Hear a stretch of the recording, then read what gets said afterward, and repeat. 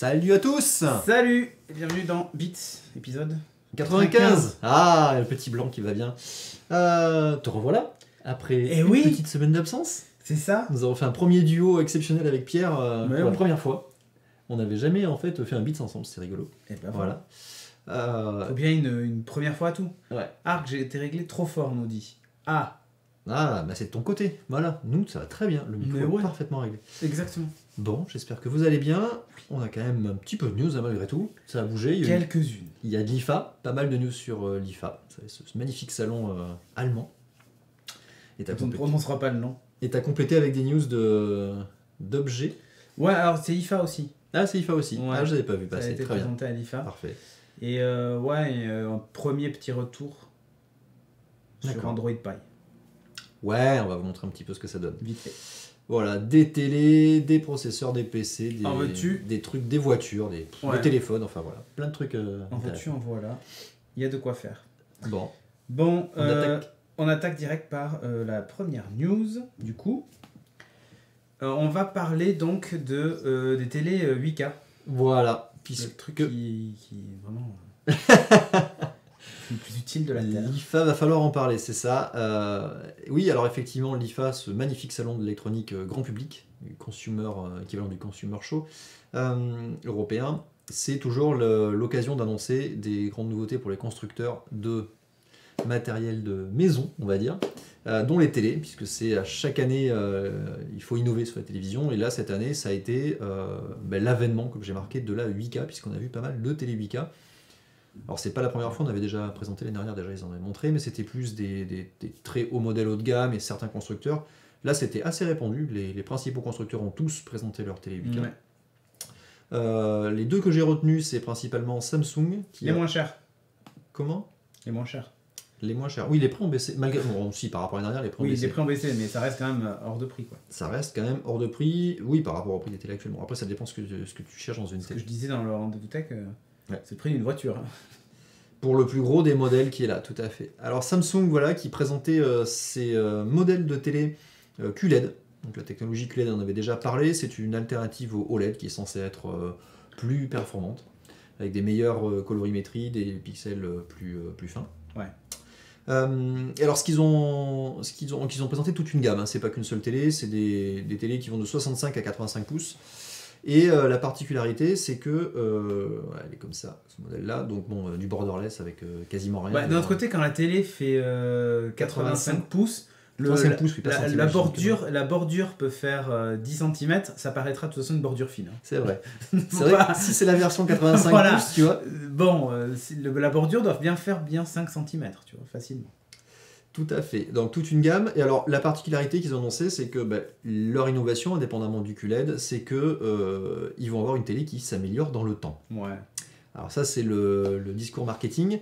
Et qu'est-ce qu'elle va faire en fait? Alors, Deep Learning, voilà, Machine Learning. Il y a Deep Learning Quantum Processor. Ah ouais, celui-là tu l'avais pas noté. Ah non, j'avais pas vu celui-là. Le Quantum Processor. Alors le principe c'est quoi? C'est que les télé 8K c'est super bien, t'as un super bel écran. Pour les 100 bits pour l'achat de la télé 8K. ça va nous aider.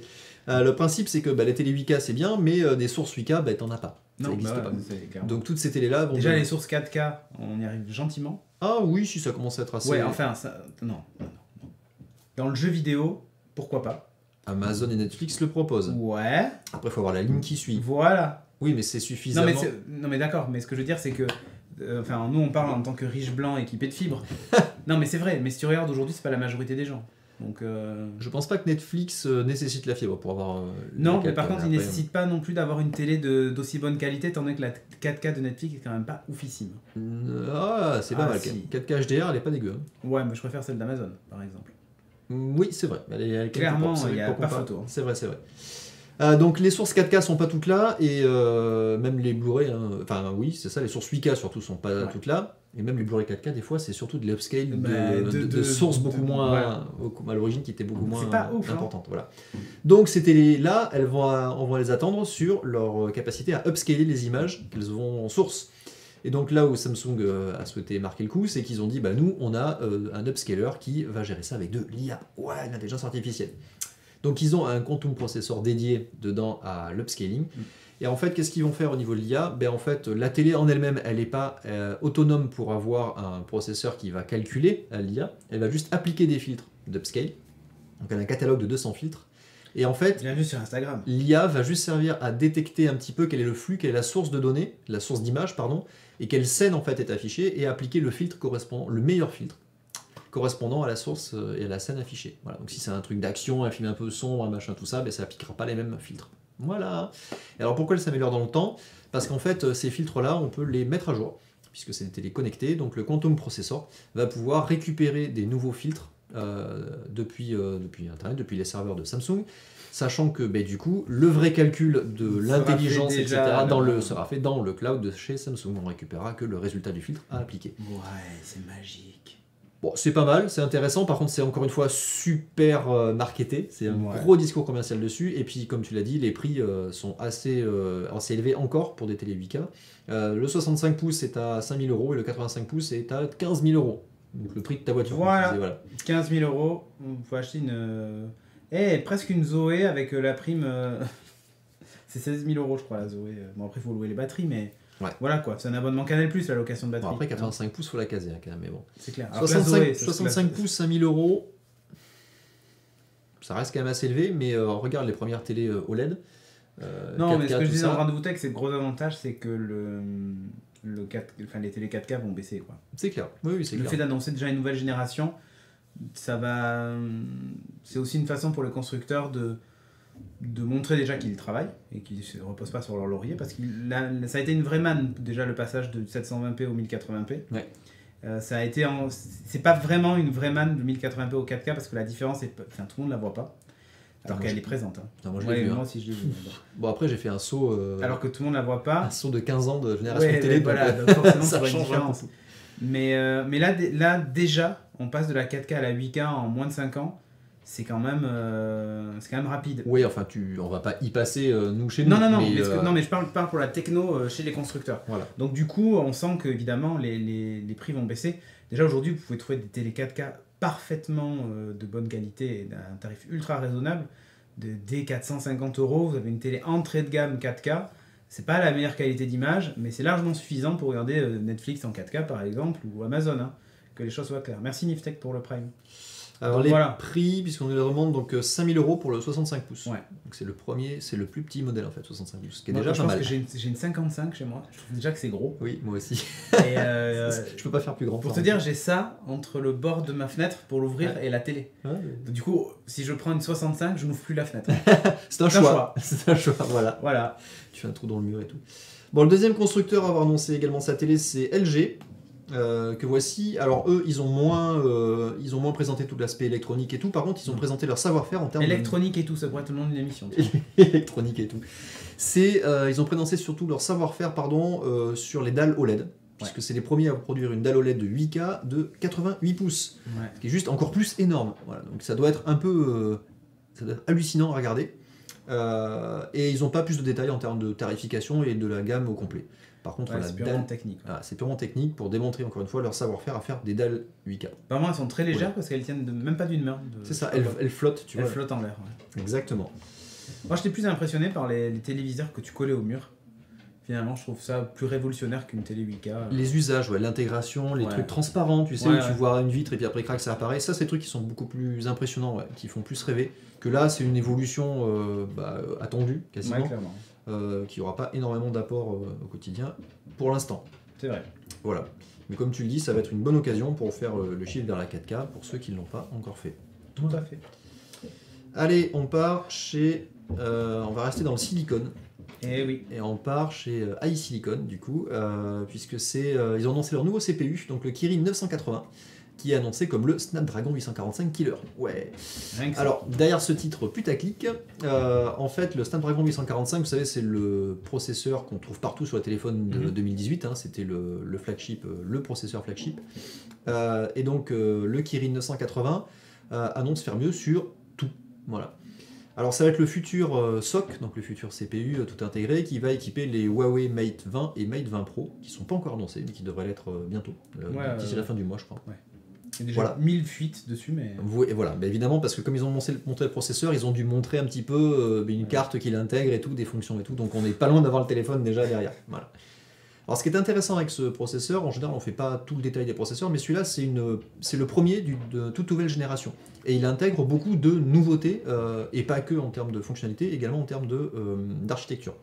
Donc ça va être le premier des nouveaux processeurs à être gravé en 7 nanomètres. T'imagines, c'est hallucinant. À chaque fois, ils te disent non, on peut plus faire moins, on peut plus faire moins. Ils arrivent à franchir. Ouais. Après, ils vont atteindre une limite, je pense, au niveau de l'atome, ça va être compliqué, mais là, 7 nanomètres, c'est assez terrible. Ça va être le premier à intégrer les nouveaux ARM Cortex A76, donc la nouvelle architecture ARM, qui est censée être ultra performante également, et avec le nouveau GPU graphique associé, le Mali G76. Voilà. Il prend le G, tu vois, ils sont simplifiés A, G. Et c'est le premier également à intégrer un nouveau bus pour la mémoire, la LPDDR4X, donc encore plus rapide aussi sur la mémoire. Donc vous voyez, c'est vraiment la totale. Le truc qui change un petit peu par rapport à ce qu'on connaît sur les autres processeurs, c'est que, alors je ne sais pas si vous le savez, mais les processeurs actuels, les générations actuelles, en fait, en général, on a deux types de corps au sein du processeur. On a des corps qui sont peu performants, mais qui consomment que dalle, qui servent essentiellement quand le téléphone est en veille. Et on a des corps beaucoup plus capables, performants, qui consomment un peu plus, et qui, eux, sont allumés et utilisés quand on a besoin de beaucoup de ressources derrière. Ouais. Salut Twiggy. En fait, le truc, c'est que par exemple, pour compter le nombre de pas, ce genre de truc, il y avait tout un tas de capteurs qui nécessitent un peu de puissance. Ouais. Et du coup, on a des puces. Par exemple, chez Apple, c'était le processeur M. C'est ça. Comme Motion, je sais plus quoi. Ouais. Donc il y a eu M1, M2 et tout ça, qui sert à ça. Et d'ailleurs, là, ils ont rajouté maintenant un nouveau chipset, un nouveau coprocesseur, le W. 1, 2 et tout ça pour la partie casque sans fil. Ah, c'est quand tu fais des mouvements, mais à l'envers. Eh non, presque. Mais en fait, c'est surtout parce que c'est des puces basse consommation qui permettent, par exemple, quand vous écoutez la musique, en gros, le processeur principal de l'iPhone fait rien du tout. Et tout est géré par justement ces petits trucs. Little Big, comme dit Moriarty. Alors c'est Big Little. L'architecture, c'est Big Little avec le Big écrit minuscule, Little en majuscule pour jouer dessus. Voilà. Et donc là, ils ont vendu ça comme étant une architecture. Donc eux, ce qu'ils ont fait, c'est pour le Prime, il y a pas. Ils ont pris 8 corps dedans, voilà, donc octo-core, sauf qu'ils ont 2 corps haute performance, donc les fameux A76, 2 corps encore A76 mais downclockés, perf moyenne du coup, et 4 corps A55 qui sont déjà assez répandus, qui sont ceux en basse perf et basse consommation, voilà. Donc 8 corps, et du coup ils ont dit c'est une architecture Big, Middle, Little, voilà. Les 3 versions. Et ils disent qu'avec ça, BML. Et ils disent qu'avec ça, ça permet d'ajuster au mieux en fait les performances et du coup la consommation en fonction de l'usage associé derrière. Voilà. Donc en plus de ça, du coup, ils ont dû gérer toute une partie de gestion de l'énergie et de la performance. Oui. Donc c'est pas juste j'allume ou j'éteins, c'est du coup j'ai quasiment un processeur dédié à gérer le niveau de performance que je souhaite. Voilà. Non, c'était Little Big Planet et pas Big Little Planet, Nico. Ah oui, ça c'est vrai. Le GPU Mali, je vous détaille pas plus, mais en gros, il y a 22 gains de perf pour 32% de conso en moins. Voilà, donc en plus et en moins, c'est top. Voilà. Et alors, le truc intéressant également, donc c'est pas les premiers à le faire, mais c'est tout intégré chez eux également, c'est que, tiens, je vais vous montrer les incrustes en même temps, ils ont un scheduler à base de IA. Voilà. Alors, le scheduler, c'est ce que je vous explique un petit peu, c'est un composant en fait dans le système d'exploitation, donc c'est un composant logiciel qui se charge de distribuer les ressources matérielles au processus, donc aux applications, aux services qui tournent en fonction de leurs besoins. Donc il distribue ça. Voilà, c'est un peu le chef d'orchestre, si vous voulez, de votre OS, le scheduler. Et c'est un truc très connu sur Android parce que sur toutes les ROM alternatives, tu as toujours des gens qui viennent te dire « Ah non, on peut le tweaker, on met ça. » Il y a des schedulers différents avec des, des policies différentes en fonction de ce qu'on veut mettre en avant, les tâches d'arrière-plan ou cibler des applications. Bon, mais eux, ils ont créé leur propre scheduler à base d'intelligence artificielle. À faire avoir. Et en plus, du coup, en parlant d'intelligence artificielle, ils ont intégré un autre processeur, un NPU, donc un Neural Processor Unit, c'est pas les premiers, ça déconne pas. Un dual, un double du coup, qui va être là surtout pour travailler sur la reconnaissance d'image. Voilà, donc quand tu vas utiliser ton téléphone en tant qu'appareil photo ou en tant que vidéo, en fait, ils vont s'en servir également pour reconnaître les images et du coup adapter les réglages de l'appareil photo en fonction de la scène que tu vois. Voilà, donc pas mal. D'ailleurs, pour la démonstration, ils avaient fait, donc là c'est une carte mère, tu vois, avec le capteur photo, donc trois capteurs, et qui sera probablement le capteur photo du Mate 20 ou Mate 20 Pro, plutôt. Voilà, et donc en fait, ils montraient, il y a une démonstration là-bas, où tu passais devant cette carte-là, et ils prenaient en photo directement, Et alors, Ils foutent du bordel en haut, c'est pas possible. ça allait tellement plus loin que ils étaient capables de reconnaître en temps réel les squelettes des gens, voilà, ouais, Kinect. squelettes fil de fer des personnes qui sont devant. Voilà, donc on a franchi un pas quand même par rapport à Kinect. Ouais. Hein. Là, t'imagines Kinect dans un Il y a dans un non seulement téléphone. ceux qui sont devant, mais celui qui passe derrière aussi, si tu regardes. Ouais, c'est ça. Et même ceux qui passent très furtivement, c'est-à-dire que t'as pas le temps il n'y a pas besoin de rescanner complètement la pièce pour aller détecter les personnes. Non, ça détecte instantanément apparemment, d'après les gens qui ont pu tester ce truc-là. Donc c'est assez phénoménal. Donc d'abord pour la qualité photo, et après on imagine évidemment pour tout ce qui est usage Carpe Diem, il VR. dit assez justement l'ordonnanceur. De ce qui est du... C'est l'ordonnanceur. Merci. Je cherchais le mot en français depuis Merci, un moment. Carpe Diem. C'est ça, et j'avais complètement oublié. C'est ça, l'ordonnanceur. Puis ça me rappelle des cours de système d'exploitation. Bref, bon là c'est la petite fiche technique du Kirin. Voilà, 980. Vous avez le détail de tout ça. Vous voyez World First, World First, World First, World First. Donc c'est le premier sur plein d'autres trucs. Et un truc que j'ai oublié, oui, c'est le premier sur le catégorie 21 là sur le modem. Donc c'est la dernière génération de LTE de 4G. Puisqu'il va pouvoir aller jusqu'à 1 Go 4 bits par seconde. Et ouais. Truc de malade. Voilà, donc affaire à suivre. Pour l'instant, ça nous annonce pas grand chose, si ce n'est qu'il y aura toute une nouvelle génération de téléphones, essentiellement chez Huawei, chez les constructeurs chinois, qui vont pouvoir exploiter ces nouvelles capacités. Voilà, C'est pas mal. c'est pas mal. Bon, toi, dans ta quête du borderless, Exactement. t'en as un qui t'a marqué, qui t'a tapé dans l'œil. Bah, c'est une gamme. C'est toute une gamme. C'est toute une gamme. Ils sont pas tous autant borderless que. Non, il y en qu'on a qui souhaiterait. sont aussi mentonesques. Mentonesque, c'est ça, ou qui ressemblent à des MacBook Air, tu vois. Par exemple. Non, mais ce que j'ai voulu noter un petit peu l'effort que fait Acer sur ces nouvelles gammes de PC, des ultrabooks, en fait, ultra portables. C'est pas les plus réputés pour faire des PC avec Non, pas du tout. un design de malade. Et là, ils ont un design qui est pas dégueu du tout. Donc ils ont annoncé leur nouvelle gamme, alors plutôt leurs nouvelles gammes. Donc il y en a 3, les Swift 3, 5 et 7. Voilà. Et parmi ces gammes-là, il y aura des déclinaisons de différents modèles en fonction des capacités que vous voulez mettre dedans, des processeurs, de la mémoire et du stockage. Alors le Swift... J'ai l'impression qu'ils sont en train de déménager. Hein. Ah non, mais bordel, il se sans court nom. après, c'est clair. Alors le Swift 7, c'est le plus beau de tout cela et c'est celui sur lequel on a le moins d'informations. Donc c'est un ultrabook que vous voyez ici, qui fait moins d'un centimètre d'épaisseur et moins d'1 kilo au poids. Donc c'est vraiment dans la gamme des ultrabooks. Ouais. Et il est plutôt bien borderless. plutôt bien mignon quand même, hein, tu vois. Donc bien borderless et ultra fin. Et, Où est la webcam? alors on ne sait pas, puisqu'en fait il a été annoncé mais pas présenté ok. dans le détail celui-là. Donc essentiellement avec les captures, tu le vois là, voilà. Webcam trou de nez, quoi. Et alors on ne sait pas si c'est en bas effectivement trou de nez, comme sur le Dell qui est là, hein. Soit ça pop sous une touche comme je sais plus lequel c'était, mais voilà. Affaire à suivre. Une touche. Voilà, c'est un Core i7Y de 8ème génération quand même qui sera dedans, donc le top de ce qu'on peut trouver en processeur ultrabook. Voilà. Et après donc on a le Swift 5. Donc qui lui est plus classique, hein. On aura un écran Full HD 1080p, donc il n'y a pas de 4K, Ouais. et après c'est un Core i7, donc là c'est des U ou un Core i5 U, pareil, donc je l'ai, c'est celui-là, voilà. Et donc là il y a un peu plus de bord, voilà. Par contre on reste sur de l'ultrabook, ah oui il y a un menton effectivement, celui-là il a un fat menton, C'est un méga menton. il a un fat menton, carrément. Mais Voilà. bon, et on voit où est la webcam pour le coup. Là on le voit clairement. Et donc celui-là il existe en modèle 14 et 15,6 pouces. Alors c'est marrant d'avoir dans une même gamme en fait les deux tailles d'écran différentes. Ouais, ça me c'est paraît un peu bizarre. Voilà. Et alors celui-là c'est le moins intéressant je pense de la gamme. Donc à part le Swift 7, il y a non ça c'était le Swift 5, il y a le Swift 3 qui est celui-là, donc qui est le plus petit de tous. C'est ressemble à un MacBook avec moins de bords sur les côtés, parce que chez Apple ils ont harmonisé les bords.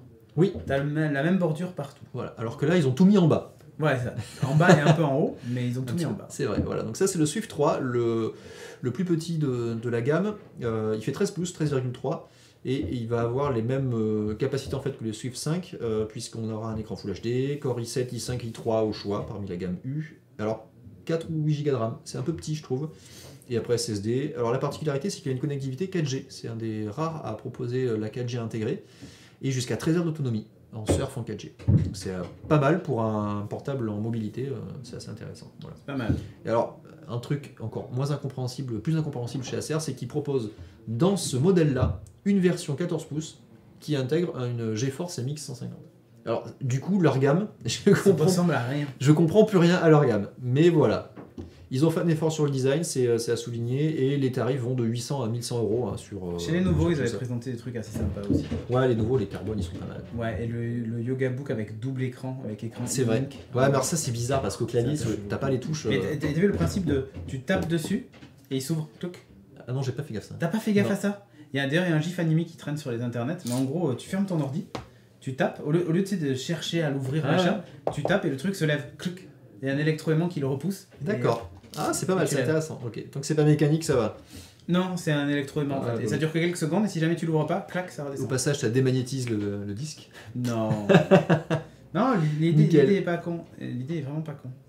Donc, Les ouais. Lenovo, ouais. Et Effectivement. d'ailleurs, Lenovo aussi avait présenté le Yoga Book C. Ah, c'est 630, 930, je sais plus. WOS. Ah oui, Windows on Snapdragon. Oui. c'est vrai. Et justement, Avec le 850, c'est ça. Mais qui, oui, c'est vrai. Ouais. Et qui annonce, je sais plus, une vingtaine d'heures, 25 heures d'autonomie sous Windows 10, quoi. C'est monstrueux. Ouais, mais c'est de l'ARM. Hein. Alors, c'est Donc, de Windows la 10 sous ARM, les premiers retours. C'est le dernier Snapdragon 850. Oui, Les mais autres, même. c'était du 835, je crois, ou je sais plus combien. Ouais, mais même. Bon, je sais. Mais Ah non, n'empêche mais- que la promesse de l'autonomie est quand même sympa. Ouais, Intel, il rattrape pas mal hein, leur retard en termes. Alors, ils sont pas sur, c'est sur pas une le journée bon. entière. Non, ils restent à la demi-journée maximum. Tu vois, on a 13 heures sur l'autre. Moi, j'ai pas mal d'espoir dans les processeurs. Les processeurs. Les ARM, ARM, pour. ouais, Windows. C'est vrai.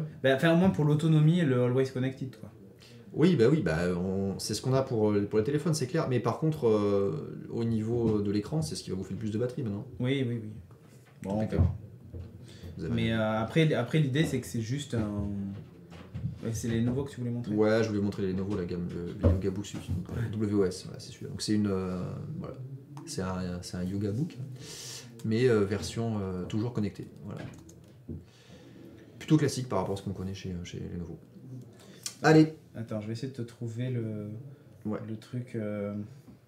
Tu peux passer à la news suivante si tu veux, je vais essayer de trouver Ça marche. le principe de l'ouverture rigolote. Ah oui, trouve le gif pour ça, on en parlera après juste après. Alors du coup, petite news innovation et chercheurs de l'université du Minnesota, puisque c'est ça dont on parle. Donc ces chercheurs-là ont réussi à mettre au point un œil bionique entièrement imprimé en 3D, carrément. Alors un œil bionique, pourquoi? Parce qu'il va capter la lumière et le transformer en signal électrique. Et imprimé en 3D parce qu'en fait, ils ont entièrement construit la détection d'images, donc toutes les photodiodes en fait, sont construites de zéro, hein. C'est pas juste je les dépose, elles sont construites entièrement de zéro à partir d'une impression en 3D. Voilà. Alors ces photodiodes-là, le principe c'est qu'elles vont être utilisées pour pouvoir stimuler le nerf optique d'une personne malvoyante ou non-voyante, et du coup lui proposer de retrouver une partie de la vue. Alors c'est pas encore totalement fonctionnel, c'est d'abord pour démontrer en fait la capacité à pouvoir imprimer et à pouvoir être suffisamment fin et précis pour capter quand même de la lumière, la reconnaître et la transformer en signal électrique. Alors la particularité c'est que l'impression 3D c'est pas une impression 3D classique, hein. Ils ont conçu entièrement l'imprimante 3D qui permet de faire ça. Donc c'est pas juste du dépôt de filament ou du dépôt de silicone, c'est pas ça du tout. Voilà. Alors l'impression, alors je vous montre quand même la capture parce que c'est quand même assez joli, ça fait vraiment top futuriste. C'est exactement ça l'homme qui valait 3 milliards. Tout à fait Nico Poppy. Alors l'impression des photodiodes en fait se fait sur la paroi interne de cet œil-là qui est en fait un dôme en verre hémisphérique. Voilà, donc c'est pour la faire courte en fait, ce qu'ils ont fait c'est qu'ils ont imprimé un semi-conducteur. Donc ils ont vraiment imprimé toutes les parties qui composent un semi-conducteur hein, sur une surface incurvée en verre. Et ça, c'est un beau challenge, parce que imprimer un semi-conducteur, c'est déjà compliqué. Ouais, c'est On vrai que là, s'entend même plus là. c'est déjà compliqué. Imprimer sur une surface incurvée, c'est encore plus compliqué. Et en verre, qui du coup n'adhère pas, c'est la folie. Voilà. Alors, je vous passe un petit peu les détails, mais il y a des couches d'argent, des couches de polymère, etc., qui composent ce silicone-là, des photodiodes, et ça a été entièrement imprimé. Du coup, il y a des couches avec des composants différents, en fait. Hein. Donc, c'est vraiment très compliqué à imprimer.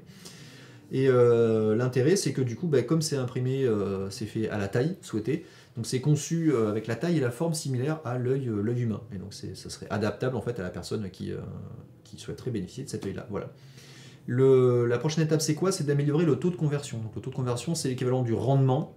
Hein, c'est ce qui permet en fonction de la quantité de lumière qu'on peut capter, quel taux de signal électrique on peut produire avec ça. Là, ils en sont à 25%.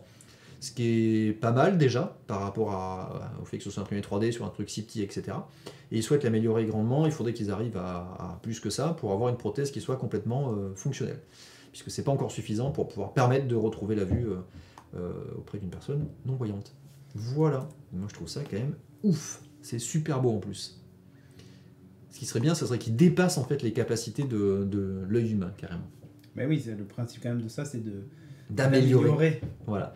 Pour l'instant, l'idée, c'est surtout de permettre de retrouver la vue aux personnes qui l'ont perdue. Vu que pas à trouver le... C'est pas grave, j'enchaîne. Je l'ai trouvé, mais impossible de l'embed. Donc du coup, j'essaie d'en trouver un autre. Envoie-moi le lien, je vais le faire en attendant. On va parler de... Oh, regardez, une voiture autonome Apple. Non. C'est vrai, regarde, elle vient de passer. Ah non, c'est pas ça, elle vient de se faire rentrer dedans. Ah ouais, c'est ça. Puisqu'il y a eu effectivement un accident de la route mineur, un tout petit truc, il n'y a pas eu de blessés, en Californie.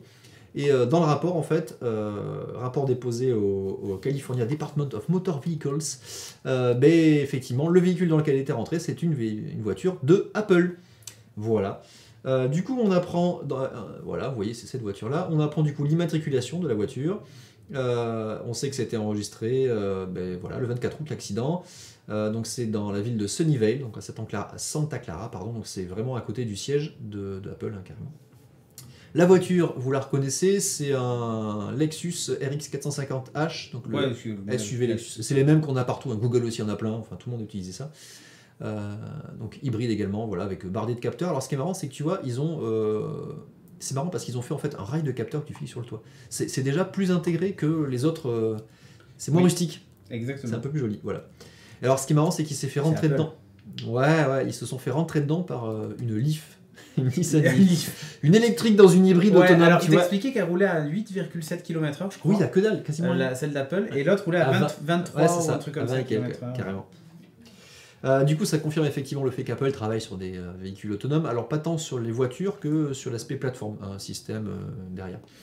Et au total, du coup, ça confirme également aussi qu'ils ont une flotte de 66 voitures a priori immatriculées pour travailler là-dessus. Donc c'est pas un petit truc à côté, ça reste quand même un vrai projet chez eux. Voilà. On n'en sait pas plus, il n'y a pas eu de détails complémentaires, mais ça confirme effectivement qu'Apple travaille là-dessus sur ce sujet-là. Ah, j'ai que des vidéos maintenant. J'arrive pas à le trouver.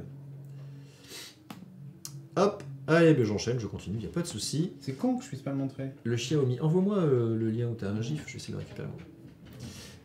Le Xiaomi Mi Mix 3 qui coulisse et qui est encore plus... On en avait parlé celui-là. Le Mi Mix 3 Ouais, j'en ai parlé dans What the Fox, je crois. D'accord. Justement en disant, je pense qu'il coulisse. C'était avant qu'on le sache. Voilà, il coulisse. Donc on avait vu que la photo, et j'avais dit, regardez là en bas, il me semble qu'il y a un coulissage. Eh oui. Et il y en avait un. J'avais raison, une fois de plus. C'est ça. Donc comme le Vivonex, le premier qui faisait ça, donc vous voyez, donc il coulisse pour révéler le capteur photo et les autres capteurs, puisqu'on a ici les capteurs de reconnaissance faciale et tout ça.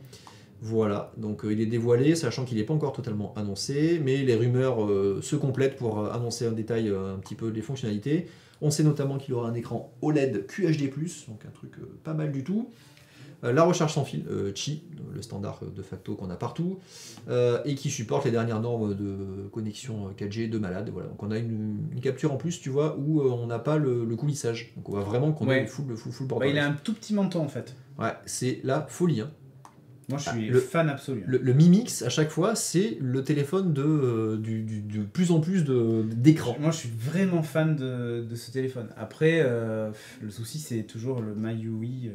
MIUI, l'interface. MIUI, là, moi je suis plus fan des Android purs, quoi, donc ça m'emmerde. Après, alors tu vois, double capteur photo également et reconnaissance digitale à l'arrière. Non, à l'arrière, c'est pas sous l'écran. Ouais, okay. Tu vois. Donc ça c'est la révélation. Voilà. Donc il sera révélé, donc vous le voyez, le 29 octobre en Chine. C'était l'annonce, l'incruste d'annonce qui était faite par Xiaomi. Voilà. Donc c'est plutôt pas mal, c'est plutôt sympa. Après, pour répondre à la couche MIUI, il faut savoir que les Xiaomi sont de plus en plus appréciés par les gens qui font les ROM alternatives. Oui. Donc sur XDA Developer, là vous pouvez trouver tous les gens qui travaillent là, sur le fait qu'en plus ce soit pas remarque si, il va falloir gérer quand même un pilote pour l'ouverture et l'affichage de la caméra en façade. Oui, mais Project Treble Android, donc tu peux conserver toute la partie pilote spécifique en modifiant l'OS qu'il y a derrière. Donc c'est vrai. Il y a de bons espoirs de trouver pas mal de ROM qui vont être... Mais bon, encore une fois, il faut souhaiter déverrouiller son téléphone, aller flasher des ROM, etc. éventuellement perdre sa garantie, même si avec Pocophone, ils conservent la garantie si tu flashes. Ils l'ont clairement dit. Donc Ah oui, c'est vrai. Pocophone, Xiaomi, peut-être qu'ils vont faire pareil également. Ouais. C'est vrai que Pocophone avait annoncé ça. Donc voilà, affaire à suivre, mais on verra l'annonce, on vous dira s'il sort en Europe, puisqu'on ne sait pas encore, et s'il est compatible avec effectivement toutes les bandes 4G qu'on a chez nous également. Smartphone chinois égale Spyphone, c'est pas faux, mais si tu le flashes justement, tu perds tout ça. Voilà. Allez, on enchaîne encore, on parle encore d'impression. Voilà, on parle d'impression, mais pas impression 3D, même si un petit peu quand même. On va imprimer avec du son. Voilà. Alors, c'est une technique intéressante. Putain, c'est censé être une vidéo, ça. Non, mais c'est macOS, ça marche pas. Non, je suis sur Chrome, s'il te plaît. Bah, c'est pas grave, t'es sous macOS quand même. Ok. Donc, imprimer avec du son. Alors, il faut savoir que l'impression classique, impression sur papier, vous savez, imprimantage jet d'encre, en fait, on peut imprimer un jet d'encre avec des liquides qui sont vraiment très très liquides. Voilà. Dès lors qu'on a des substances qui ont une viscosité assez élevée, bah, ça marche pas, parce que ça ne coule pas, on peut pas projeter des petites gouttelettes très fines. Non. Parce que ça se projette pas, ça colle, ça bouche, etc. Et les gouttelettes sont beaucoup plus grosses. Imaginez le miel quand ça coule, voilà, c'est le même principe. Et pourtant, l'impression à base de jet d'encre, hein, comme celle qu'on connaît, elle est quand même très très précise, puisqu'on peut avoir des gouttelettes jusqu'à 10 micromètres. La propreté. Envoie-moi le lien. Mais c'est une vidéo? Ouais, envoie-moi le lien. Ok. On va faire un test grandeur nature. Donc des gouttelettes, donc l'impression 3D en base de jet d'encre imprime des gouttelettes jusqu'à 10 micromètres, ce qui est quand même relativement petit. Par ce que tu veux, je sais pas, par Je colle dans Slack, le texte Bits, du truc de la ouais, colle-le dans le texte. L'autre intérêt du jet d'encre, c'est qu'il n'y a pas de contact en fait entre la tête d'impression et le support. Et puis surtout, c'est ultra rapide. On imprime hyper vite avec une précision assez élevée. Voilà, donc le principe d'impression à base de jet d'encre, elle est super intéressante. Mais c'est pas utilisable sur tous les liquides. Et sur les liquides trop visqueux, ça ne marche pas. Notamment certains métaux. Vous savez, les métaux liquides qu'on souhaite imprimer pour en faire une pièce qui va sécher, devenir un vrai métal fixe après, dur, solide, ça marche pas. Ah, il a trouvé le GIF, Nico Popi. Ah, cool, parfait. Il a mis dedans et tout, c'est génial, oui. qu'est-ce qu'il est fort. Du coup, il y a des chercheurs de l'université d'Harvard qui ont développé une nouvelle technique qui permet d'imprimer à base de jets de gouttes comme ça et avec des effets acoustiques. Voilà, alors ça s'appelle de l'acoustophorétique. C'est de la lévitation acoustique. Ça voilà. avait coupé. Comment? Ça avait coupé. Qu'est-ce qui avait coupé? Le screencast. D'accord. Pas de souci. Du coup, je vous montre ça quand même. Allez, vas-y. Hop, voilà. C'est magnifique. Donc vous avez une tête d'impression, vous voyez, qui dépose des petites gouttelettes comme ça. Voilà. Alors ça, c'est des gouttelettes qui ont une viscosité quand même de malade, puisque c'est 100 fois plus que l'eau. C'est l'équivalent en fait du miel. Voilà. Donc c'est des gouttelettes assez... Gouttes de miel. Des petites gouttes de miel. Voilà. Donc en fait, ils ont toujours une buse en fait d'impression, et la lévitation acoustique, puisque c'est ça en fait, va juste aider à projeter la bille, mais surtout la décoller de la buse. Et ce qui est super intéressant, c'est qu'en plus, ça permet de diriger sa trajectoire. Donc tu peux ajuster avec beaucoup plus de précision l'endroit où tu vas la déposer. Voilà. On avait déjà présenté des trucs à base de lévitation acoustique. Ouais. Tu pouvais faire léviter un truc entre deux haut-parleurs qui faisait du son blanc, etc. Ouais, c'est vrai. Et bien là, ils l'ont appliqué dans un principe d'impression, ce qui est quand même pas mal du tout. Et l'intérêt aussi, c'est qu'ils arrivent à avoir une précision tellement forte qu'ils peuvent faire de l'impression 3D en déposant des gouttes les unes sur les autres. Donc ça, c'est du métal liquide. Voilà, donc ils arrivent à construire en fait de l'impression. Donc là, on ne fait pas du dépôt en fait, comme on fait de filament, où on est en contact. Là, on vient projeter des billes et on arrive à faire de l'impression 3D à base de gouttelettes comme ça de métal, qui ont aussi une viscosité de malade. Voilà. Alors, quels sont les cas d'usage derrière ça? Moi, je trouve la photo en plus, elle est super belle, tu vois. C'est un zizi? Non, c'est juste okay. Ils ont empilé des gouttelettes de métal. Alors, c'est un composé métallique assez fou à base de, je sais plus quoi. Enfin, il y avait des trucs, j'ai pas retenu. Mais voilà, c'est assez propre. Alors, à quoi ça sert tout ça? Ça va servir à deux principaux cas d'usage. Le premier, c'est l'impression de médicaments, puisqu'il faut savoir qu'on imprime médicaments, et bien, suivant le médicament, le composé actif, ça peut être compliqué. La viscosité peut être trop élevée. C'est un T1000, ils nous disent Calen, mais c'est ça. Exactement, ils ont imprimé un T1000. Et le deuxième cas, c'est la bioimpression, donc l'impression de chair, de peau, etc. Et ça, ils ont réussi à le faire. Ils ont démontré qu'on serait capable d'imprimer en fait du collagène, voilà, qui est aussi ultra visqueux, sur des substrats cellulaires. Voilà. Donc c'est plutôt pas mal. Il y a un vrai cas d'usage derrière ça, et l'utilisation de l'acoustique, c'est plutôt intéressant. Oui, clairement. On va retrouver le son, tu sais, il y a des chaînes YouTube qui sont dédiées à faire des musiques, reproduire des musiques avec des sons de scanner, d'imprimante, de disques, voilà. Mais là, en fait, il y a directement le son intégré dans ton imprimante, parce qu'elle est basée sur le son. C'est pas mal. Hein. C'était le petit troll. Alors, on revient sur l'incruste que Nico Poppy nous a retrouvé, merci à lui. Ouais, le Yoga Book. Toc toc. Toc toc. Qui est là? Qui est là? Voilà. Merci. C'est mignon. Toc toc. Qui est là? Il met du temps à réagir quand même. Ouais. Il vérifie, tu sais. C'est qui est là? Bon, c'est pas mal, ouais, c'est mignon comme usage, tout à fait. Ça évite de faire des petites encoches. C'est Salut ça. Charlie. Charlie est déjà dans les starting blocks. Hein. Ah ouais, tout est prêt, Charlie, ton setup est prêt, t'es chaud, PS4 démarré et tout. Alors, on va reparler d'un sujet de fond, puisqu'on va parler de la neutralité du net aux US. Un petit point où ils en sont en ce moment. Mais ça avance bien. Ah ouais, alors ça avance des deux directions complètement opposées et ils y vont franchement des deux côtés. Alors le premier. Bon, la corde va casser. Hein. Le truc pas cool. Ah ouais, ça va bientôt, ils vont bientôt se rentrer dedans là. Alors le premier, c'est assez intéressant parce que c'est une étude qui a été dirigée donc par un chercheur de l'université de Northeastern. Alors qu'est-ce qu'il a fait? Il a développé une application que tu pouvais télécharger gratuitement sur ton téléphone, qui lançait différents tests. Sur différents services et qui récupérait tout ça. Alors vous savez, c'est un petit peu comme le speed test, sauf que lui, son but c'était de collecter des données, donc c'était vraiment un but de recherche scientifique. Et il a fait ça auprès de beaucoup d'opérateurs mobiles, en fait, de téléphones en fait, et du coup il a ciblé pas mal d'opérateurs mobiles américains. Voilà. Et d'opérateurs tout court, puisqu'en fait avec ton téléphone connecté en Wi-Fi, ça marchait également sur ton opérateur fixe. Voilà. Alors ce qu'ils ont vu, c'est que il a constaté qu'effectivement il y avait du throttling, donc il y avait du débit réduit qui était appliqué en fonction des services sur lesquels tu allais te connecter et récupérer. Bizarrement. Voilà. Et notamment. Du coup, pourquoi avoir une télé 8K? Notamment le streaming. Voilà, pourquoi avoir une télé 8K si de toute façon ton opérateur va dire Netflix, 8K, HDR20, on réduit le tuyau. Dolby Atmos, tout ça, tu oublies. Puisque de toute façon. C'est comme ça, t'as pas payé l'option Netflix Dolby Atmos 8K en plus de l'abonnement Netflix que tu payes. C'est assez malade. Donc du coup, l'application qui s'appelle Wihi, voilà, donc ils ont pu constater des écarts importants en fait chez les principaux opérateurs, donc Verizon, AT&T et T-Mobile.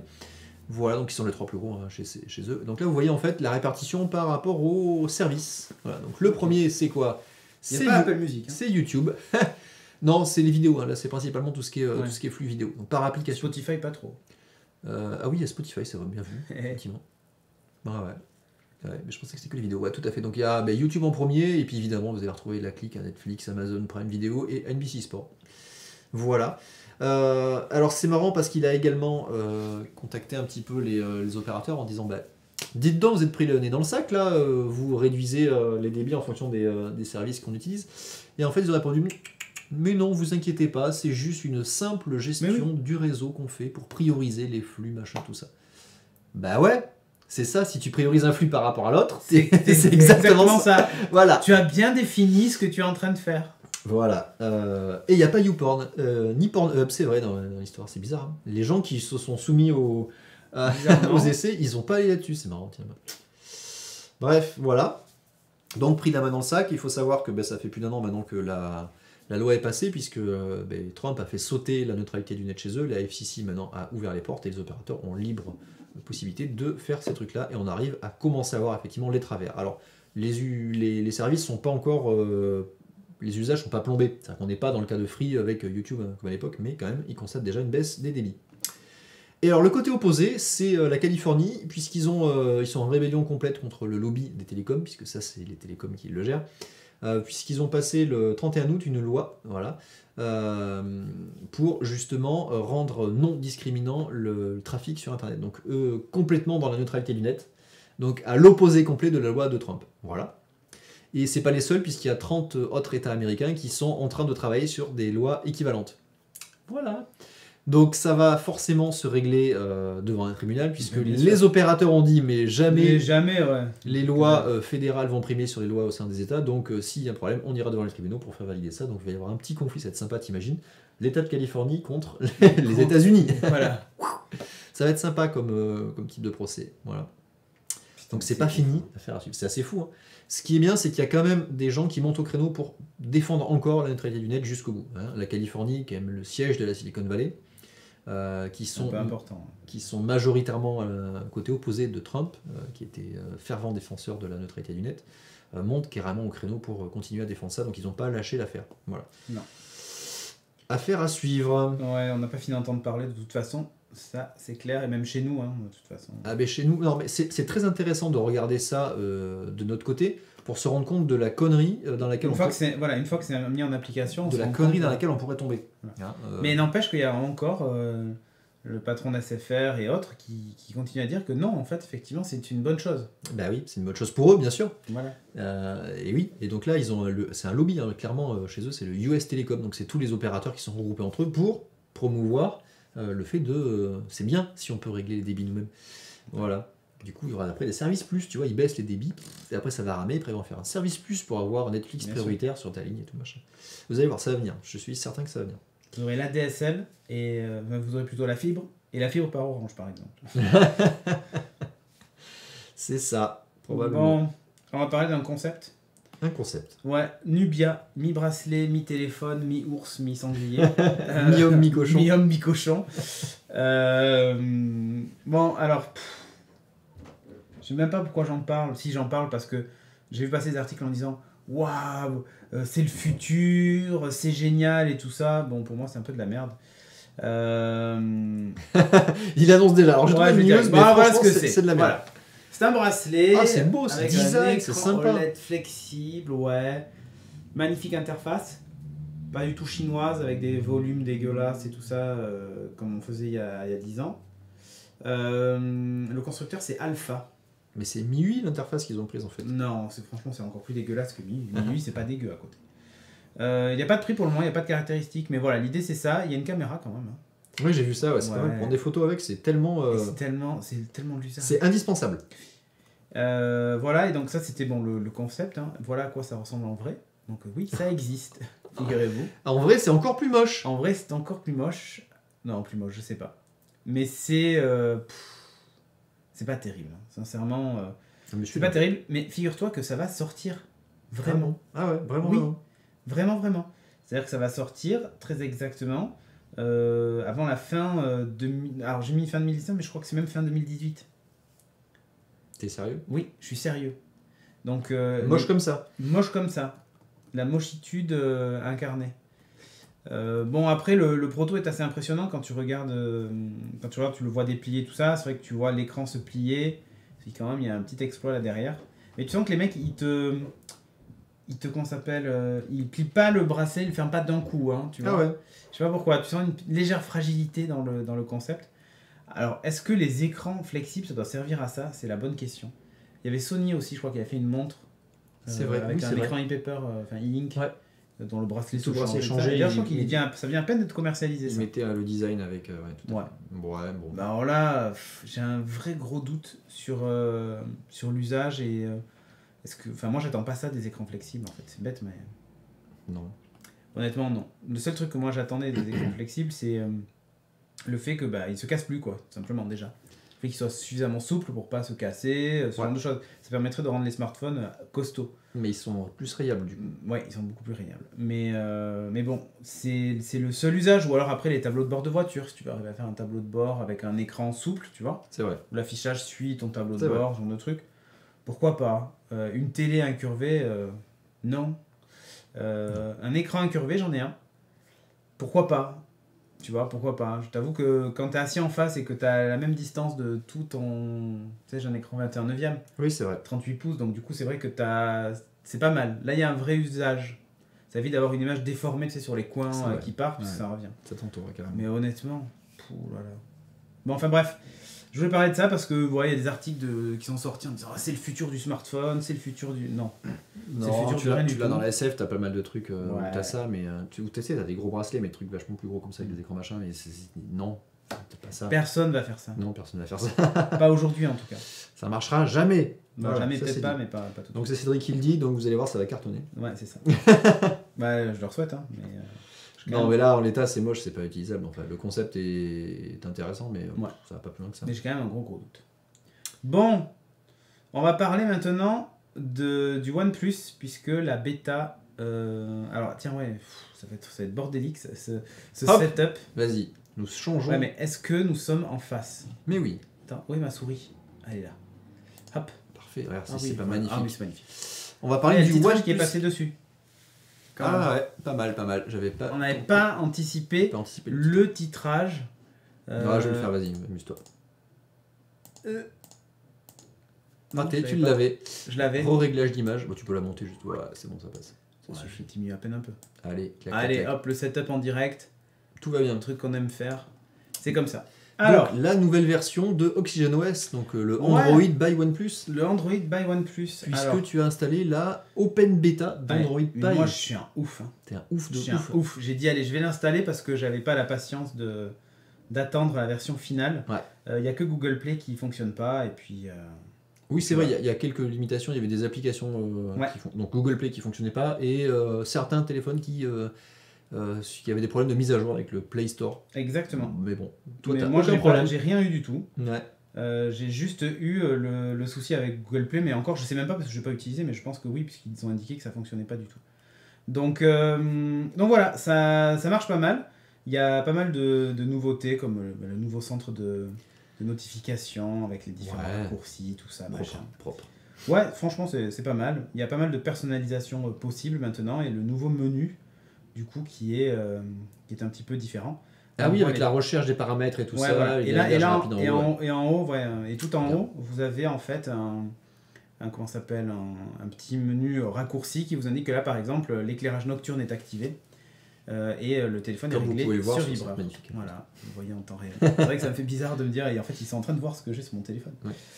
Donc voilà, La après, modernité. on a les nouveaux gestes en bas. Hein. Donc on a la petite barre en bas. Oui, Voilà, il y j'ai a- activé l'assistant. Mais donc si je slide vers le haut, bah, j'ai des cartes. Ah ouais, tiens. C'est un truc qu'on a déjà vu quelque Ah, part, ah ouais, mais je tu sais pas crois où.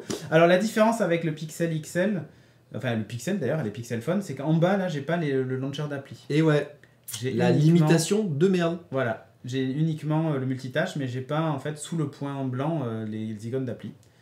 Donc voilà, C'est c'est ça. comme ça. Et alors pour éliminer une carte, il suffit de la Jeter en l'air. vers le haut, voilà. Après, Magnifique. vous pouvez définir des choses pas mal, comme vous pouvez la verrouiller, Ce qui fait qu'elle sera ce qui jamais fait qu'elle supprimée. sera toujours là. Ouais. Voilà. Tu peux déjà le faire, ça. Ou, oui, mais là, je vous montre avec Tu cette peux nouvelle le verrouiller. présentation. Parce que sinon, ça change. Il y a donc aussi l'écran partagé qui est évidemment vachement bien géré aussi dans cette version. Ah, c'est génial ça. Voilà. Donc, Ah, du coup, t'as plus besoin de mettre un geste et un bouton particulier. Non. Donc, du coup, tu peux faire tu tout peux aller avec des chercher gestes. là. Ouais. Ah, Tu c'est peux bien tout faire ça. avec des gestes. Donc Ça c'est pas mal. change. Tu sais, on avait parlé parce que moi j'avais paramétré un bouton spécial Ah ouais, pour non, pouvoir là, faire non. ça. Il n'y avait pas d'autre fonction en fait. Non, Là, tu peux le faire c'est depuis là. fini, tu peux le faire là. Ah, c'est top. Donc c'est pas mal. C'est bon. Moi, honnêtement, je suis assez satisfait de la mise à jour. Ouais, t'as vu quand tu Slide en ouais. slides vers le bas, ça la tire vers Ça toi. la ramène vers toi, c'est magnifique. C'est quand même magnifique. Bon, si tu cliques dessus aussi, hein, mais là, le geste, tu vois, tu peux vraiment gérer. Ouais. Ils ont pensé Ça répond au franchement, pouce. Franchement, c'est des raffinements que tu vois chez Apple, ça d'habitude. Tu vois, Mhm. genre le geste, tu vas vers le haut, tu vas le supprimer. Et non, en fait, je reviens. Et là, attention, je l'agrandis. Et non, et bon, allez, je Du coup, tu l'agrandis. sais pas. Du coup, je sais pas. Et quand on maintient quand on slide de gauche à droite avec le bouton central, donc on a le multitâche comme ça qui défile. Alors là, ça fonctionne bien quand je suis en mode multitâche. Par contre, quand je suis ici sur la page accueil, normalement, je suis censé pouvoir slider avec Au niveau des. Ouais. au niveau des bureaux et Et tout là, ça, et ça décolle fail. complètement. Donc, soit ça vient de mon Pixel, mon launcher Pixel Ouais. ou autre. C'est vrai, tu as un C'est choix peut-être ça. alternatif. Ça fait très Apple, ce genre de petit truc. Oui, complètement. C'est vrai, c'est vrai. Le volume. voilà. Nouvelle gestion du volume. Là, Ah, on ça, appuie c'est- sur le bouton plus, voilà. Et si je veux switcher et switcher sur Ça, c'est génial. de sortie son, j'ai juste à cliquer sur le bouton dessus. Franchement, c'est hyper bien pensé. Voilà. Après, qu'est-ce qu'on a ici en haut? Ah, j'ai pas essayé des trucs assez rigolos du genre je maintiens appuyé le Bluetooth. Multitâche. Ouais, si, c'est toujours comme tout à l'heure, comme la fois d'avant. Oui, c'est Ça pareil, me ramène ça. ici, donc ça marche. Ça marche bien. Ouais, cool pour le son, tu m'étonnes. Ça change pas mal Ouais, de ça choses. change la vie. Ça change la vie. Ça a toujours été une plaie sur Android pour gérer le son, surtout quand tu avais. Par défaut, ça gérait en fait les alarmes et pas le son multimédia en fait. Tu étais Ouais. obligé de dérouler ça arrive par les notifications en haut et d'aller chercher les différents réglages de volume de son en fonction de ce que tu réglais. C'était un peu. Donc là, Un voilà, peu au n'importe niveau quoi. de la batterie, on a des petits changements. Donc Donc voilà, avec la nouvelle façon d'utiliser de visualiser. Attends, c'est dans lequel? C'est dans optimisation de la batterie, je crois. Ah, pour regarder l'usage en fait de. Ouais, tu sais, de ta avec batterie. l'intelligence artificielle. Non, c'est pas ici. C'est. Il y a optimisation. Ah non, c'est l'optimisation, c'est ça. Ouais, tu sais leur truc là. Batterie adaptative, voilà. Voilà. Donc le nouveau truc de chez Google hein, qui vous dit en gros est-ce que vous l'activez ou pas. En gros, c'était DOS qu'ils avaient appelé leur système. C'est l'évolution du C'est DOS. l'évolution du DOS. Donc l'idée, c'est que il va analyser les applications qui nécessitent ou pas Des ressources, des ressources de l'OS. supplémentaires ou de vous pousser les notifications tout de suite. Ouais. Et si c'est pas le cas, il va les décaler. Et je m'en suis déjà rendu compte là, quand je me suis levé ce matin, j'avais 0 truc sur mon téléphone. Enfin, tu vois, posé sur ma table basse, en fait, j'ai vu que j'avais 0 notification en jetant un appuyant sur le bouton. Puis j'ai pris mon téléphone, je l'ai bougé, là j'ai toutes les notifs qui ont débarqué. Genre, allez, on réactualise tout, il a bougé le téléphone, YOLO. Donc il est capable de détecter ça, s'il est dans la poche ou pas. Quand vous le sortez, c'est là qu'il va aller faire l'action de chercher le truc et tout ça. Donc ça a tendance à bien, Moi, je l'ai sur. à bien moins le consommer. En fait, quand tu me racontes ça, je me rends compte que je l'ai sur Gmail. Oui. Ça fait déjà comme ça. Mais en Oui. fait, ça devait être géré que par application. C'est ça. Et en fait, ils ont dû reprendre ce principe et l'intégrer carrément Exactement. entièrement à l'OS. Carrément. Exactement. Pareil, la gestion du stockage qui a un poil changé. Quoi d'autre? Alors j'ai pas j'ai pas trouvé le truc tu sais, de l'hygiène. Ah, le digital well-being. Digital Wellbeing. Je Le crois pas qu'ils soient bien-être numérique. Ouais, je crois pas qu'ils sont encore intégrés dans celui-ci. Je l'ai pas trouvé. Attends, voyons voir. Comment? Je suis pas sûr. Mais je crois que c'est une app à part. Hein. Donc c'était intégré dedans, je sais Je crois que c'était intégré. Hein. Ils avaient fait, on a parlé la semaine dernière Mais avec, si avec t'as Pierre de digital, ça. il va pas le trouver. Non, c'est well-being. Ah ouais, mais il va pas te Ah, mode poche, tu vois. Mais Oui. c'est un dans les utilisateurs. Mais on avait déjà le mode poche. Oui, on l'avait déjà, oui. Quand il est dans la poche, c'est que tu appuies sur le bouton. Il y a le mode enjeu aussi. Oui, le gaming, Gaming mode, voilà, qui est là, ce genre de truc. Overclock de la carte graphique et c'est parti. Merci pour le Twitch. Ça, c'est Prime, uniquement pour Axel. Fortnite. Ouais, c'est ça. Puisqu'en fait, Uniquement pour Fortnite. c'est ce jeu qui rame. Bon voilà, il y a pas mal de petits trucs comme ça. Dans l'affichage, toujours le calibre. Ah oui, l'affichage de l'encoche, mais ça va pas changer. Non, ça va pas changer. Plus. L'activation soulevée est toujours là. On peut changer le thème. Et ça aussi, ça y était déjà. Thème sombre, voyons. Tu veux que je mette le thème sombre? Ah, mais c'est Ouais, je sais c'est pas. indispensable. Je te fais plaisir, je mets le thème Un sombre. thème de jeune, quoi.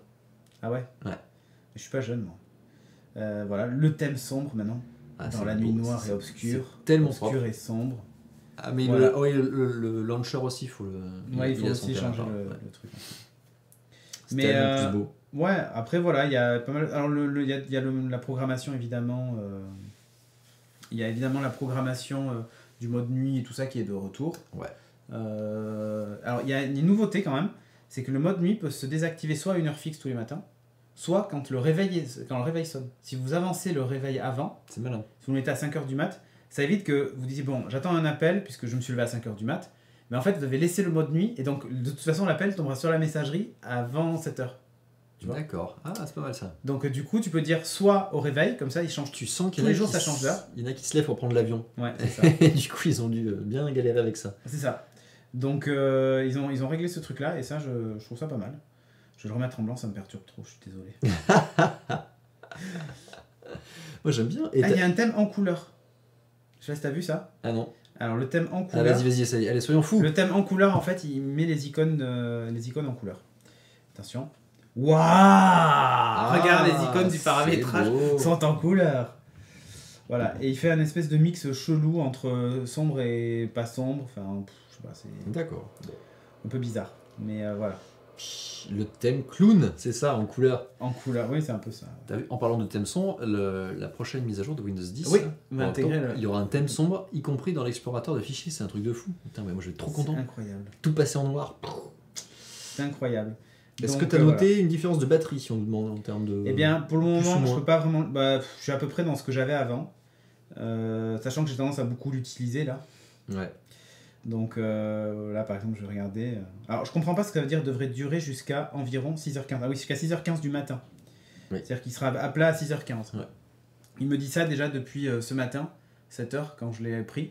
Ça sent le, le calcul, il n'a pas fini la calibration. Ouais, qu'il a pas fini de faire. ça sent exactement ça. Quand tu regardes l'utilisation totale, tu le vois. C'est la descente, Descente aux vers la enfers. descente Il aux reste enfers. 9 heures, c'est pareil quand même. Ouais. Il y a 13 Le heures. bouton ne pas déranger, c'est mieux foutu. Alors, Ah le oui, bouton oui. ne pas déranger, C'est il top est là. ça, c'est carrément Voilà. bien fait. Là, je mets silencieux si je vais en haut. Si je me mets au milieu, c'est en vibration. Et en bas, en sonnerie. Alors, j'ai un truc chelou. Quand je suis en vibration, j'ai quand même le son des appels. Mon téléphone sonne quand même. Non, mais tu peux le régler ça. En fait, ces 3 niveaux-là, ils ont juste un nom, et pour Ok. chacun de ces noms, dans les paramétrages, tu peux régler ce que tu veux dedans. Ah bah alors, ça doit être ça. J'ai pas Voilà. dû le régler comme il fallait. Donc oui, c'est mieux foutu en termes de présentation à l'écran. Je me rappelle plus comment c'était fait du coup, parce que je m'en sers jamais, il est toujours... Oh, c'était- Curseur d'alerte. Bon, Voilà, c'est pareil. vibration. c'est presque pareil. Les alarmes sonnent toujours, il me dit. Enfin, l'alarme sonne toujours. C'est tout. C'est Les tout. appels seront coupés sauf les Bon. alarmes, ok. Voilà, c'est Et peut-être la sonnerie, bêta, c'est peut-être pour ça. Non, mais ça me le faisait avant aussi. Tu peux le mettre en automatique aussi en fonction de l'heure. Oui. Ça, tu peux déjà le faire. Hein. Oui, ça change pas. Tu peux déjà le faire depuis un moment sur Windows, sur Android. Bon, un planificateur de marche arrêt, vous pouvez carrément éteindre le téléphone. Et alors l'allumer, je sais pas comment il fait, parce que vu qu'il est éteint, il n'est pas censé s'allumer. Ah mais si, t'as des fonctions je de... plaisante. Mais oui, du coup, vous êtes capable voilà, de faire ça aussi. Application en parallèle. Alors, je sais pas ce que c'est ce truc. Application en parallèle. Ah, ça, c'est les applications qui peuvent se superposer aux autres. Ah, ok. Tu sais, qui se mettent en overlay. Voilà, je cherchais le mot. C'est le terme qu'il y Ah, avait ok. jusqu'à présent. Et Facebook s'en sert pour faire, tu sais, les pastilles qui s'affichaient Ouais. par-dessus, des conneries comme ça. Voilà. Ouais, c'est parfait. Ah, Je là ROM là. custom, le mode nocturne se met automatiquement. Ah, je sais pas, ça dépend de ta ROM, mais. C'est clair, ça dépend de sa ROM. Ouais. Et l'app dashboard, c'est ça dont on parlait tout à l'heure, on l'a pas encore effectivement. L'app Ah, dashboard. ça serait une application carrément à part entière. Ah, Donc, tu Je dois sais pas pas. l'avoir au niveau du système. Pas non. encore. Bon, Alors, ensuite, au OnePlus niveau l'a pas des embarqué. trucs de connexion, c'est pas trop mal fait. Tu vois, il t'a dit que c'était visible ou pas avec le Bluetooth et tout. Mm. Je trouve ça pas mal. Après, qu'est-ce que j'avais noté d'autres? Je sais plus. J'arrive même plus à me souvenir. Il y avait un truc que j'avais trouvé pas mal fait. Et c'est dommage parce que je le trouve plus. Attends. Il n'y a pas l'app dashboard, hein. C'est pas encore intégré. C'est-à-dire que Ouais, sur la page, pas je encore. suis retourné sur la page Google, là, donc le Ouais. wellbeing.google, c'est tout, il n'y a pas de .com. Ils font le listing de tout ce qu'ils gèrent au niveau de ton bien-être numérique. Et il n'y a pas l'app dashboard qu'ils avaient présenté, elle n'est pas encore présente. Ils présentent par contre les dashboards par application, c'est le YouTube, etc., qu'on avait déjà présenté. Les Donc, applications parallèles, c'est pour avoir 2 comptes pour une appli type réseau social. Sérieux? Ah C'est ça? Ouais, c'est possible que ce soit ça. Il y a utilisateur multiple aussi, tu vois. Ah mais ça, oui là tu pars tout au niveau de l'OS. Ouais. Ah je savais même pas qu'on avait ça, dis donc. Mais c'est nouveau ou c'est... Je découvre un truc. Très bien. Bah voilà, on j'en ai apprend des absolument pas l'usage. Voilà. Ouais, Ah oui, application parallèle, je l'avais déjà. Application prise en charge, ouais, carrément. Carrément, c'est pour ça. le c'est pour les launcher, réseaux sociaux. par contre, c'est Home Application. Ah, voilà. Il y a un truc aussi qui est application par défaut. Mhm.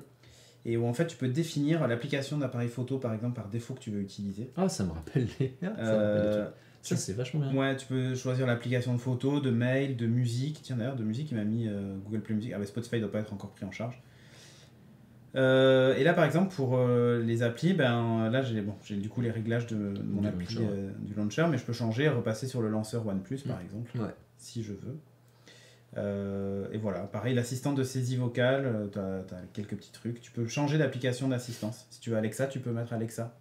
Du coup, par défaut, au lieu de lancer l'assistant Google, eh ben, il lancera Alexa, si vous êtes plus fan d'Alexa. Ouais. Ou aucun, si vous en voulez aucun. Cortana. Ouais, mais c'est pas mal de faire ça. D'avoir rajouté Ouais. au niveau de l'OS. Tu sais pourquoi ils l'ont rajouté à mon avis? C'est pour... À mon avis, c'est pour l'Europe. C'est ça, exactement. Voilà. C'est tellement fait de la même manière que ça a été fait dans Windows. Exactement. Quelles sont vos applications par Donc défaut si vous voulez pour gérer? utiliser Alexa, Voilà. en fait, vous pouvez. Parce que Donc, une voilà. position de monopole... ils sont Au niveau en train de se d'Android faire taper Auto, il n'y a dessus. rien qui a changé. De toute façon, c'est une appli elle-même. Donc voilà. Et là, je viens d'avoir la mise à jour de l'application Google qui fait que maintenant, j'ai le moteur de recherche en haut à gauche. Dans le feed Google. Voilà, carrément. dans le feed Google qui n'était pas là. Mais tu l'as toujours sur le home screen quand même, le truc de recherche. Oui. La recherche partout. Il y a la recherche absolument partout. Voilà. J'ai décidé de le garder. Enfin bref, Voilà, c'était pour un premier retour sur la version l'open beta. Open beta. Alors vous pouvez honnêtement, Vous pouvez y aller. vous pouvez y aller. Ouais. Ils expliquent qu'il y a quelques applications qui pourraient ne pas fonctionner, j'en ai trouvé aucune pour le moment. Même mon application de banque fonctionne très bien, enfin, j'ai pas rencontré de difficultés, donc Parfait. voilà, c'est hyper facile à installer, hein. Vous pouvez même le faire depuis le smartphone, il suffit de récupérer le fichier. Ouais. Le fichier ensuite vous devez le copier à la racine du téléphone, alors pour ça vous avez l'explorateur de fichiers qui est livré avec. Voilà. Donc tout ce que vous avez à faire c'est le prendre en téléchargement, remonter d'un niveau et le coller là, et ensuite vous allez dans les réglages et tout en bas vous avez mise à jour. Donc vous avez la mise à jour dans le cloud, il va dire qu'il n'y a pas de mise à jour dispo, et en haut à droite vous avez une petite roue, vous cliquez dessus, et vous dites mise à jour manuelle, et il va trouver le fichier, vous faites sélectionner et c'est fait. Et la mise à jour est ultra rapide, mais vraiment, ça m'a pris, je sais pas, 5-6 minutes peut-être, maxi. Ah ouais, c'est pas mal. Ça va hyper vite. Donc si vous voulez tenter, allez-y, ça marche bien. Est-ce que tu as Google Lens dans l'appareil photo? Ben non, parce que t'as pas l'appareil photo Google. Non, là j'ai pas l'appareil photo. T'as l'appareil photo OnePlus qui ne l'a pas. Ouais, exactement. Et oui. Bien, mais écoute, merci pour ce retour, c'était Ouais. super intéressant. C'est, voilà, de toute façon je vous tiendrai au courant si jamais je Si rencontre jamais- d'autres difficultés. Et t'as moyen de faire marche arrière si jamais ça marche pas? Oui, oui, oui. Mais facilement ou Oui, tu te retélécharges la ROM stable et tu refais l'update et normalement ça fait la mise à sans jour. formater, Ouais. tu peux downgrade sans Ouais. formater le truc. Ouais. Ok, c'est pas mal, c'est pas mal. Et merci. Voilà. Bon, on a terminé ce marathon de news un petit peu. Ouais. Si vous voulez nous retrouver, alors indépendamment du live que vous avez tous les mercredis à 20h, vous avez en VOD sur notre chaîne YouTube. Incroyable. C'est une très bonne idée d'avoir marqué ce lien dans cette présentation, tout à fait. Donc là, vous voyez le lien ici là, qui s'affiche. youtube.com/beatstech, voilà, puisque Beats c'était déjà pris, mais du coup c'est Mais pas tech. mais pas tech. Donc vous avez toutes les VOD, donc toutes les émissions en replay que vous pouvez retrouver là-bas. Pour nous retrouver à nous, plus précisément, c'est principalement sur Twitter. Voilà. J'utilise Google Lens. Ça marche. Elgato Stream Deck. Oh putain. Bah il a lu, regarde, tu le marques. C'est vrai, il a lu ouais, Stream Deck en haut. ouais. Mais c'est balèze. Hein. Easy. Donc Twitter pour nous retrouver, Chris Kamikas, Cédric Bonnet juste ici, voilà. Pour tout le reste des émissions, c'est sur studiorenegade.fr. Vous allez voir l'ensemble des émissions, vous avez un /agenda pour retrouver tout le planning des émissions qui vont être diffusées. Alors pardon, c'est pas dans quelques minutes, c'est il y a 8 minutes. Vous avez Charlie. Vous avez Charlie qui va faire un petit stream de God of War. Et puis demain, jeudi, donc il n'y a pas de Things, il y a probablement un Inc, etc. Enfin, suivez l'agenda. Ouais, vous pas de allez Things voir parce tout que j'ai ça. une réunion de 12h30 à 14h30. Donc c'est un peu niqué. Ah bah toi aussi, tu mets pas du tien. Ouais, bah, c'est le boulot, Voilà, tout ça. une réunion bouffe. Très bien, c'est parfait. Ouais. Et bien écoutez, merci à vous. Merci. Ouais, Bonne merci soirée. à toi. Bonne soirée. À la semaine prochaine. Ah, la semaine prochaine, mercredi. 19h. Voilà, 19h. Keynote Apple, pam pam, c'est déjà dans l'agenda. Keynote Apple avec des invités de marque. Ouais, on aura Patrice Béjac et Voilà. Nelliger. Nickel, c'est ça. Parfait. Patrice Béjac, vous le connaissez peut-être. Hein. Ouais. Il fait le rendez-vous tech. Non, Patrick Béja. Patrick Il fait le Béja. rendez-vous tech. Et demain matin, normalement, il devrait y avoir Morning Glory. Eh mais oui, tout à fait, c'est vrai, puisque la Wow. matinale a repris maintenant. Redonne le lien YouTube. youtube.com/beatstech. Voilà, allez vous Bye. abonner, allez. Abonne-toi. Salut, Alors c'est abonnement, Mister. cloche et pouce. Voilà, Peace. allez-y. Eh bien écoute, tu passes quand tu veux et tu vas sur studiorenegade.fr si tu veux savoir quand est-ce que ça passe, mais c'est le mercredi soir normalement à 20h. Et si tu veux rattraper les anciennes, tu vas sur la chaîne YouTube, tu les as. Exactement. Voilà. Ciao, ciao. Ciao ciao. Ciao mi.